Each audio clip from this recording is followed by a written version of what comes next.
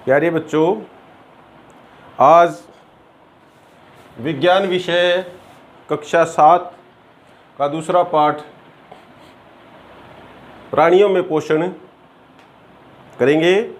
इसमें हम जो हमारा पाचन तंत्र है उसके बारे में हम थोड़ा बहुत कुछ जान चुके हैं। थोड़ा बहुत कुछ हम मुखमुहिका के बारे में जान चुके हैं कि किस प्रकार से हम भोजन का अंतर्ग्रहण करते हैं और दांत उस भोजन को छोटे छोटे टुकड़ों में पीसने का काम करते हैं। जिह्वा हमारे स्वाद को बताती है और ये एक मांसल अंग है जो बार बार भोजन को दांतों के नीचे भेजती है, जिससे कि हम भोजन को बारीक पीस पाते हैं दांतों की सहायता से। उसके बाद मैंने बताया कि हम निवाले को निगल लेते हैं और जब गर्शिका से होता हुआ भोजन आमाशय में सॉरी ये गलत लिखा हुआ है, आमाशय में पहुंचता है तो आमाशय एक चौड़ा क्षेत्र है, थैलीनुमा संरचना है जो एक तरफ गर्शिका में खुलता है और दूसरी तरफ क्षुद्रांत्र में खुलता है। तो जो संकुचन के द्वारा गर्शिका से होते हुए भोजन आमाशय में पहुंचता है, आमाशय जे अंग्रेजी का जो जे शब्द होता है उस आकार की आकृति की थैलीनुमा संरचना है। इसके साथ साथ मैं आपको एक बात और बता दूं बेटा, जो हम दांतों के बारे में रह गई थी कि जो हमारे जो छोटे बच्चे हैं वे दांत साफ करने में कोताही बरतते हैं और दांत साफ नहीं करते, जिसके परिणाम स्वरूप छोटी उम्र में ही दांतों का दंत क्षय प्रारंभ हो जाता है और हमारे दांत जो जीवन पर्यंत हमारा साथ जिनको देना चाहिए वो समय से पहले ही टूट जाते हैं, गिर जाते हैं या क्षतिग्रस्त हो जाते हैं।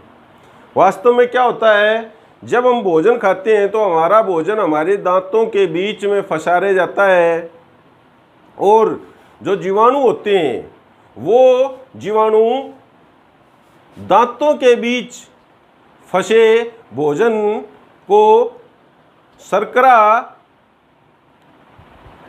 भोजन के बीच में जो दांतों के बीच में जो भोजन है उसमें जो शर्करा है उस शर्करा को विघटित कर देते हैं और अम्ल बनाते हैं, अम्ल का निर्मोचन करते हैं। तो वह अम्ल दांतों के साथ कैल्शियम के साथ अभिक्रिया करती है और धीरे धीरे दांतों को क्षति पहुंचाने लगती है और इस प्रकार से हमारे दांत क्षतिग्रस्त हो जाते हैं। इसी को हम दंत क्षय कहते हैं। ये हमने जब दांतों के विषय में पढ़ा था तो वहाँ थोड़ा सा ये हम नहीं कर पाए, रह गया था।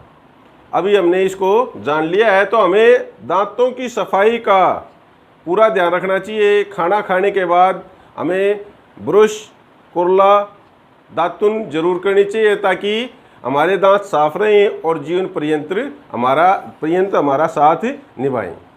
अब बात हम फिर वहीं आ जाते हैं जहाँ पर हमने छोड़ी थी कि वह जो आमाशय है, आमाशय क्या है, एक जे आकार की संरचना है जिसमें भोजन आमाशय में कहाँ से आता है, गर्शिका से, और यहाँ 3-4 घंटे तक भोजन रहता है और उस भोजन में विभिन्न स्राव जो आमाशय की भीतरी सतह भित्ति से स्रावित होते हैं, वहाँ ग्रंथियाँ मौजूद होती हैं और उस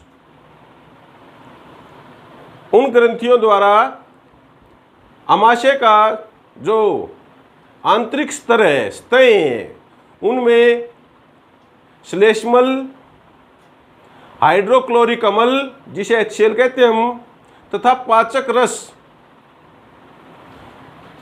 आंतरिक भित्ति द्वारा, आंतरिक सतह द्वारा स्रावित किए जाते हैं, विभिन्न इसमें ग्रंथियां होती हैं उनके द्वारा।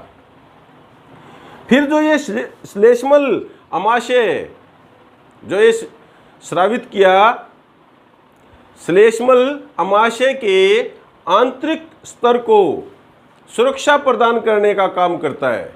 जो इस स्रावित श्लेष्मा कहते हैं, जिसमें हम श्लेष्मल का भी प्रयोग करते हैं। श्लेष्मा जो स्रावित होती है वो जो हाइड्रोक्लोरिक अम्ल स्रावित हो रहा है अमाशय द्वारा, तो वह हाइड्रोक्लोरिक अम्ल हमारी अमाशय की आंतरिक भित्ति को भी क्षति पहुंचा सकता है। तो उससे बचाने का काम कौन करता है? श्लेष्मल। तो श्लेष्मल अमाशय की आंतरिक भित्ति को सुरक्षा प्रदान करता है। आंतरिक स्तर को, जो अस्तर है, जो आंतरिक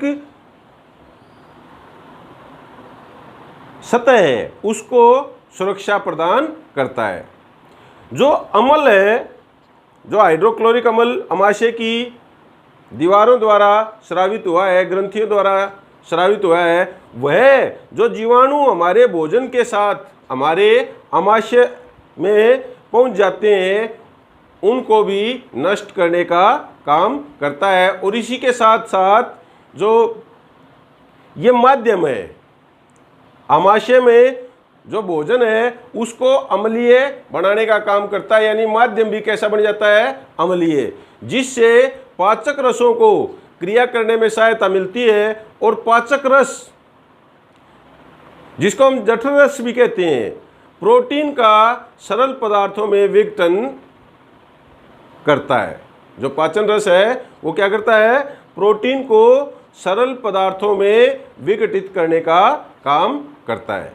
तो फिर उसके बाद हम क्या देखते हैं कि ये नीचे की ओर देखो, अमाशय कहाँ खुल रहा है? शुद्रांत्र में, छोटी आंत में खुल रहा है।